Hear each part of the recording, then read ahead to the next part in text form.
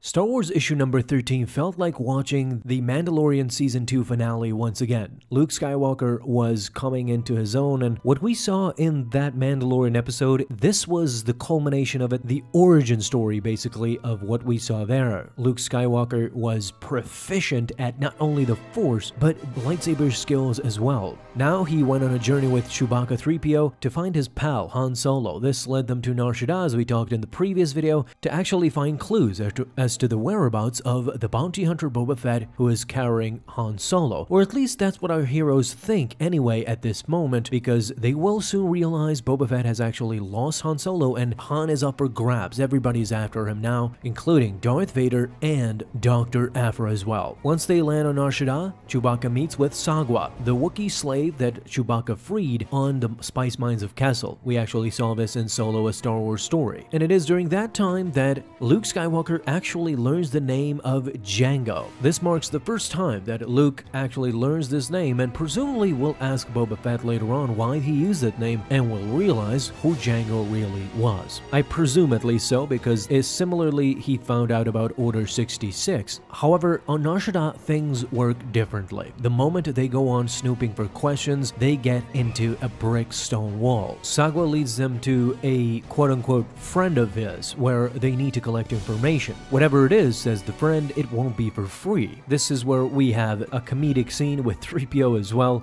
which we've come accustomed to by watching the movies. Luke just shuts 3PO up and gives her the credits for an honest answer. Now Luke asks about the champion, the one who beat Werman Elector. His name, was it Boba Fett? No, says the friend, he fought under the name of Jango. Right, says Luke, I know, but was that his actual name? How should I know, says the friend. We don't ask for birth records or chain codes when fighters sign up for the arena. They can use whatever name they want. And while her patience wears thin of Luke's questions, she slowly raises the alarm underneath the table, knowing full well that these guys who are asking a lot of questions might end up costing a lot more in the future. Calling up a bunch of bounty hunters in the process and get these guys to stop asking questions about Boba Fett. We see a collection of bounty hunters here, none too familiar to us, but I'm sure we're gonna get to know them pretty soon. Now the lead bounty hunter makes himself very clear. Since they were asking around for Jango Fett, this is why the cashier there raised the alarm. You see, Jango owes them a lot of money.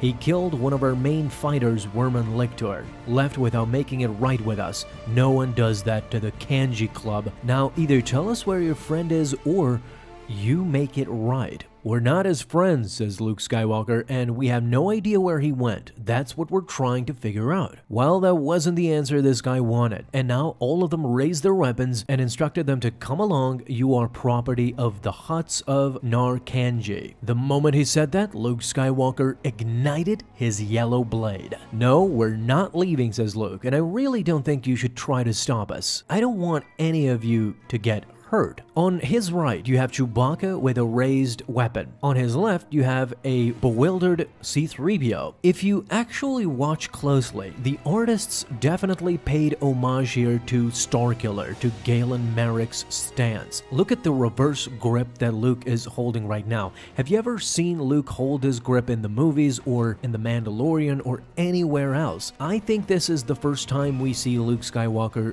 take this stance for the first time, and it is definitely a tribute to Starkiller for sure, at least in my mind. So kudos to the artists and thank you for this, definitely. This brought so much joy to my face when I first saw this panel, and it is undeniable. Side by side, Luke Skywalker and Starkiller are one and the same in this panel for sure. As far as powers go, well, that's a whole nother debate. A lightsaber, says the head bounty hunter. We haven't seen those in a long time. But just because you got a lightsaber doesn't make you a Jedi, boy. I agree, says Luke Skywalker with his lightsaber raised. It's because of something else entirely, though. Now both Wookiees, Luke and 3PO, are under attack by these bounty hunters, but Luke is calm and collected as ever. You can see his demeanor, his face. He uses the Force to grab one of the blasters and uses his lightsaber to deflect the bolts as well. These guys are stunned.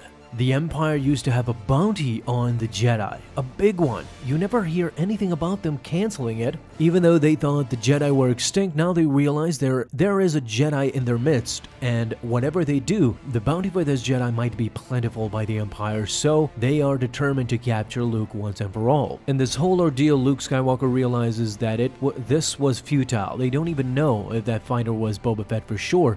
They need another way to track down Han Solo. This makes Chewbacca angry. He shoots them down, but Sagwa has another way. And with Luke in tow, they all leave at once for the secret passage, just to come out of the other way where their other gang is waiting for them, with machine guns no less. Not to be deterred though, Luke uses the Force to completely distract them and actually steals one of their vehicles. Going faster and faster, it is Luke Skywalker who dismantles slowly but surely the entire group. He is as confident and as powerful as ever. You can see him coming to his own. Now, literally, before our eyes, Luke Skywalker is transitioning into the Luke that we saw in Return of the Jedi, full of confidence and knowing for sure that he is definitely a Jedi.